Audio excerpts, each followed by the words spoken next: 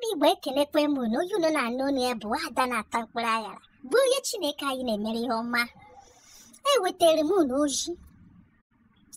Okay, Mary Susan Láwàní.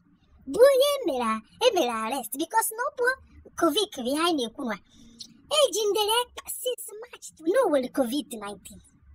But today, as we speak, in quarantine. Akaji.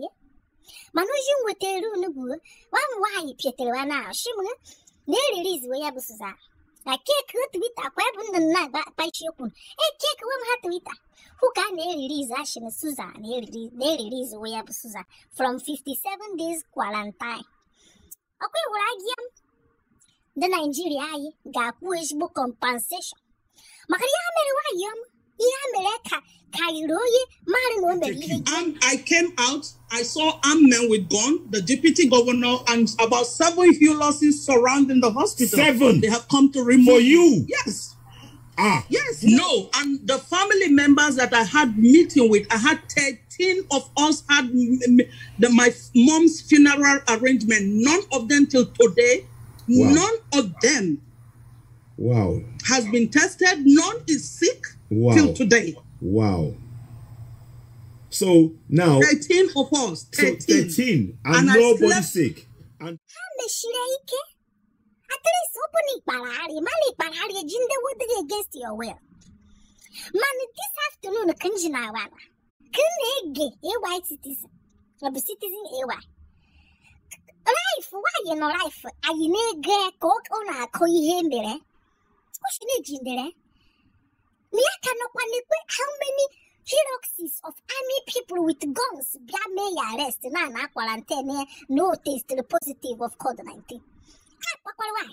Why she live on their way she echoing ye mammy? Emanation and the police in the mission hammer Africa your mammy, the how with the Lord that she release why she your mammy in a way? Why is she a your mom in a way? I was listening to this thing this afternoon. They brought me with an ambulance from Makurdi. On my way from Makurdi with armed men behind me. I wanted to wee. They did not allow. The ambulance driver had to ask the armed men behind in their vehicle if they will allow this woman wee. They said no. They have been instructed not to stop. So I had to be weeing on myself. So the military men, they would not let you go and ease yourself. You ended up weeing on myself in the car, in the military, in the ambulance.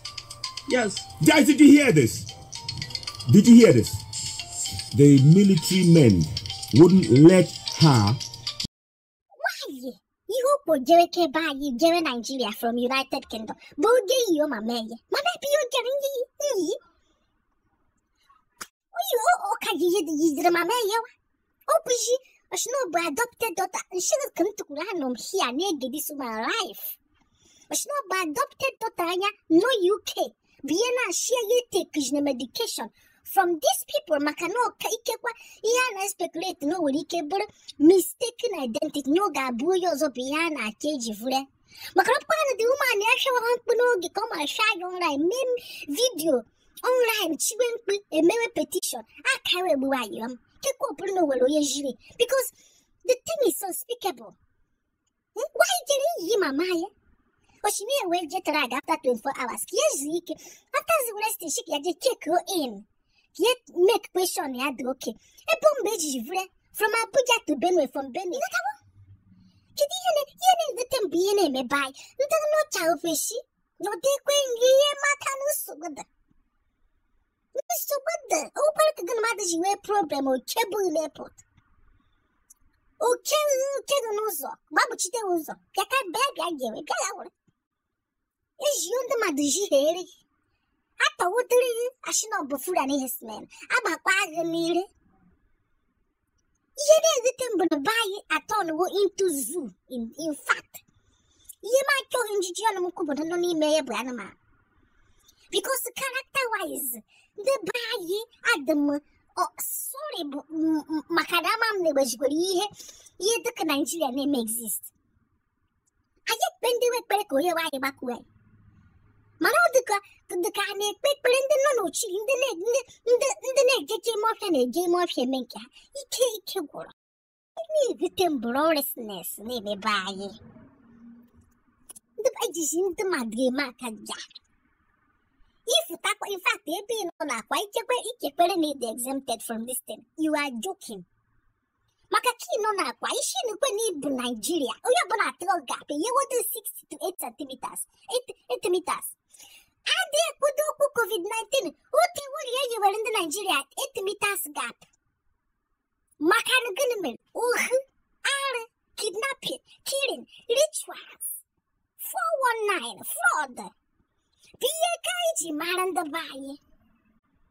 And you get them no because of character few.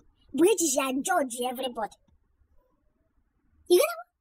Here what look at me here, mammy, will post the key young life. Do a kid you will George on the bag and the bag of kidnappers. And the bag of frosters. You know? Only good.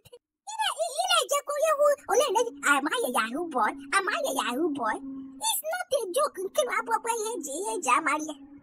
You can have a very serious matter. Why are you in my mind? Agenda. Okay, open our COVID-19 is you. Huh? Jay Hedge Burundami Bokoshi. Jay Hedge may have arrest. Jay Hedge put you for 57 days. Okay, ya put release way up why a tamak Marakue. 57 days quarantine.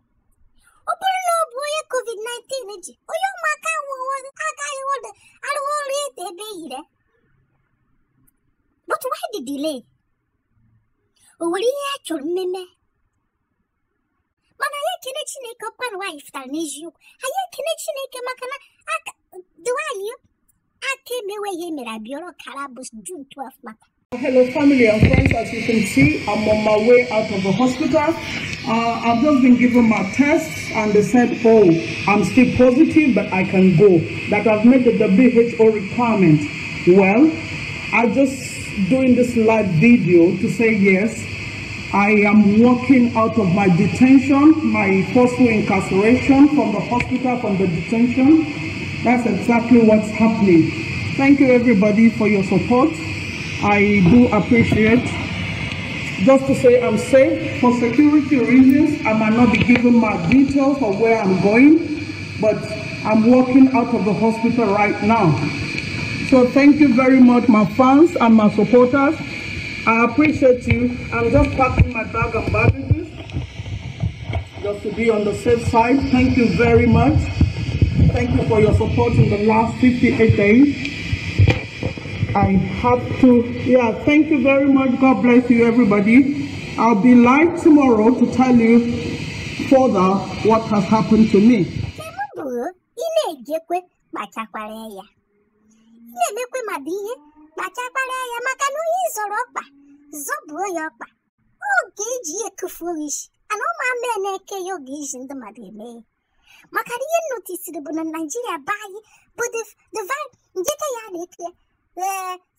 Battle of the fittest. Battle of whose face feast. Battle of the fittest.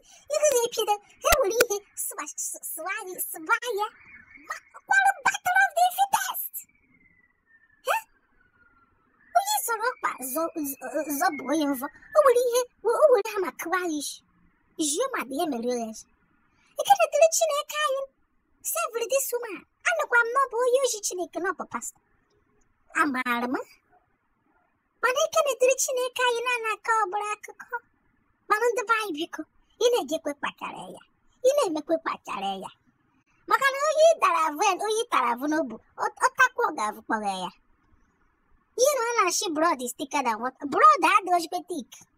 Broad is the pie, oh, the warm. Those hot. Kino family abu yene bujin the mat. Come Kwara. In a jepico. Baka kwaya. We why dry kiwai. Oh, we're catching it. We cannot know but snake be gana a covai. They make one Adanatamkpuruaghara naked.